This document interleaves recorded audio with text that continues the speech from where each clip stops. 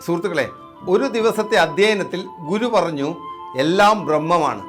ഞാനും നിങ്ങളും ഈ കാണുന്നതുമെല്ലാം ബ്രഹ്മം. മലയും പുഴയും വൃക്ഷങ്ങളും പുഴുക്കളും ആണും പെണ്ണും എല്ലാം ബ്രഹ്മമാകുന്നു. ഈ സത്യത്തെ അറിയുന്നവൻ എല്ലാം അറിയുന്നു. ഈ ക്ലാസ്സിലിരുന്ന ഒരു ശിഷ്യൻ മാത്രം ആഹ്ലാദവാനായി കാണപ്പെട്ടു. അവൻ പറഞ്ഞു, ഞാൻ ബ്രഹ്മമയമല്ലേ, പിന്നെ ഞാനെന്തിന് നിയമങ്ങളും ചിട്ടകളും അനുസരിക്കണം? ബ്രഹ്മം തന്നെയായ ഞാൻ എന്തിന് ധ്യാനിക്കണം?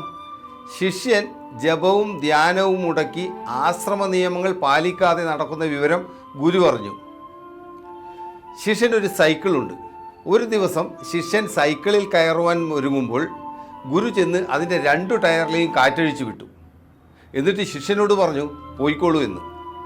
ശിഷ്യൻ അന്തം വിട്ടു നിന്നു. അതെങ്ങനെ? ഗുരു ചോദിച്ചു, ടയറിൽ ഉണ്ടായിരുന്നത് എന്താണ്? വായു. ശിഷ്യൻ പറഞ്ഞു, ചുറ്റിലും വായു നിറഞ്ഞിരിക്കുമ്പോൾ ടയറിനെന്തിനാ പ്രത്യേകിച്ച് വായുവിൻ്റെ ആവശ്യം? ഗുരുവിൻ്റെ ചോദ്യത്തിന് ശിഷ്യന് ഉത്തരമുണ്ടായിരുന്നില്ല. ശിഷ്യന് കാര്യങ്ങളെല്ലാം മനസ്സിലായി.